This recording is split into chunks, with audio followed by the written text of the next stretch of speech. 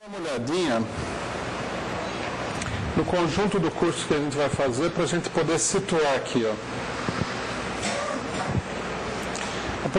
Nós vamos dividir esse curso aqui em 5 partes que nós vamos procurar fazer até junho. Então, a ideia geral do nosso curso é a seguinte: antecedentes da Revolução Russa de 1917. O que nós vamos fazer hoje, ou melhor, a parte que nós vamos começar hoje é a Revolução Russa antes do marxismo, século XIX. Quer dizer, nós vamos pegar hoje os movimentos revolucionários que surgiram na Rússia antes da criação do Partido Socialista Operário, do Partido Bolchevique.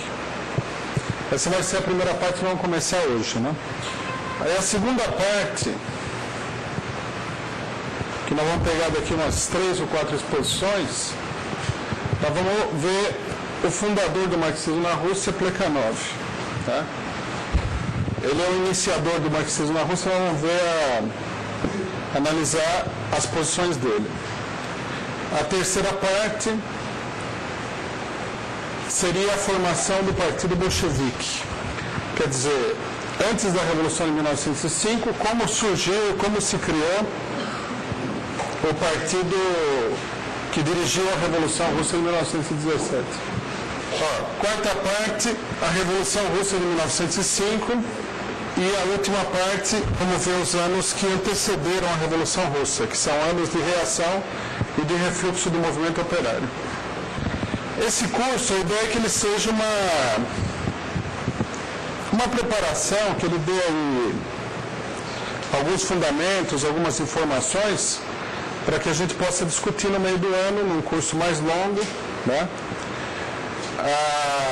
A história da Revolução Russa, fazendo uma análise política, né, das etapas e dos problemas da Revolução Russa.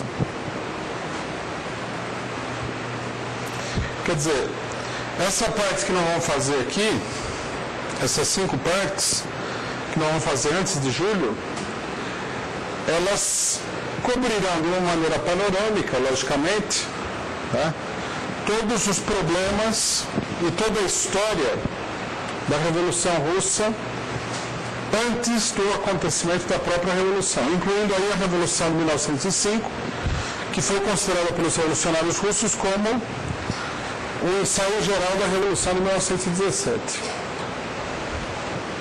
Bom, queria começar aqui, companheiros, o século XIX, né?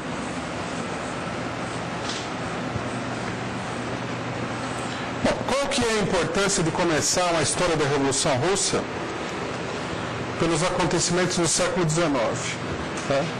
Num certo sentido, eu queria começar aqui a exposição pelo final, explicando o problema, apresentando o problema que nós vamos explicar durante o curso. Né? Isso é uma das coisas que muita gente não leva em consideração quando estuda a Revolução Russa e o Partido Bolchevique, é o seguinte: o Partido Bolchevique e o que normalmente é chamado de leninismo,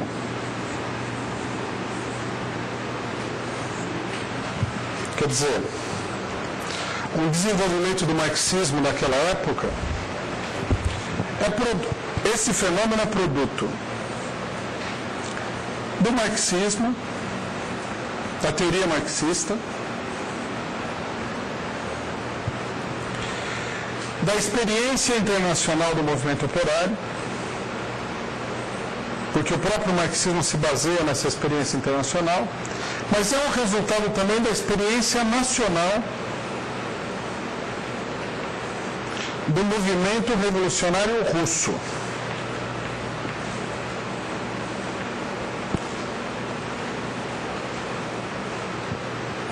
Se vocês lerem aí, em geral, qualquer história da Revolução Russa, do Partido Bolchevique, qualquer biografia de Lenin, vocês, inevitavelmente, invariavelmente, vocês vão encontrar comentários de que Lenin era seguidor de fulano de tal, de que embora ele tivesse combatido o populismo, ele no fundo ele concordava com as ideias do populismo. Aparece sempre esse tipo de comentário.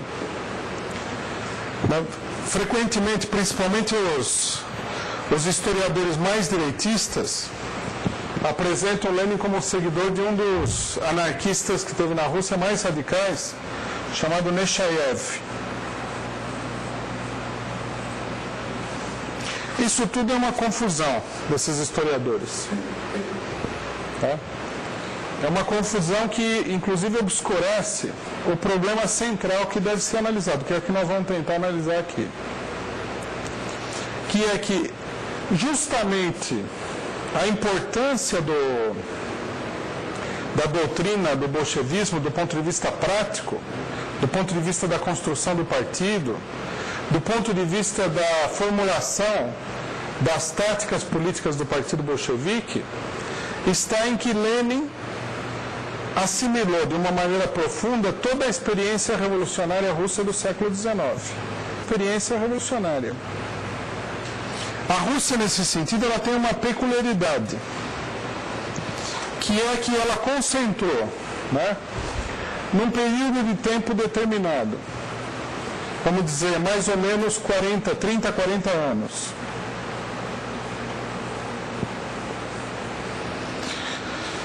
e no meio de uma camada social limitada, tudo aquilo que foi a experiência revolucionária europeia do século XIX e dos séculos anteriores e que a gente acha dispersa na história de vários países da Europa.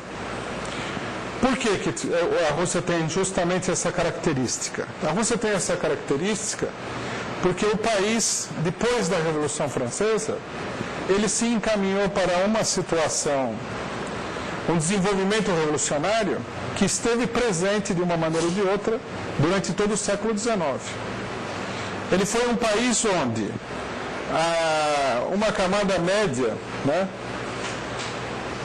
que é conhecida, uma camada média muito peculiar, que é conhecida como inteligência russa, ela esteve permanentemente em busca de uma saída para os problemas do país de forma revolucionária. Então, a Rússia foi um grande laboratório revolucionário. Mas nós vamos ver mais para frente que os intelectuais russos, eles se exilaram na Europa, né, depois de tentativas de fazer algum trabalho na Rússia, e eles foram assimilando, por experiência própria, pela discussão com importantes intelectuais europeus e revolucionários europeus, eles foram assimilando as experiências revolucionárias da Europa e trazendo essa experiência para a Rússia.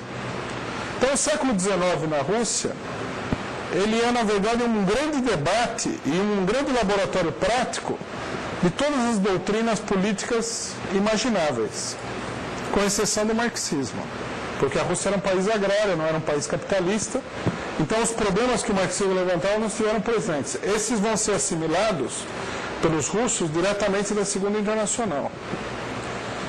Mas Lenin vai analisar cuidadosamente essa experiência, vai analisar todos os programas e propostas que são feitos em relação à transformação social da Rússia, e mais do que isso, ele vai analisar os métodos de ação que esses grupos procuraram implantar na Rússia e que, na sua utilização, todos eles invariavelmente fracassaram. Mas ele vai extrair daí uma lição muito importante. Daí a variedade também, né, e a amplitude do, vamos dizer assim, repertório tático do Partido Bolchevique.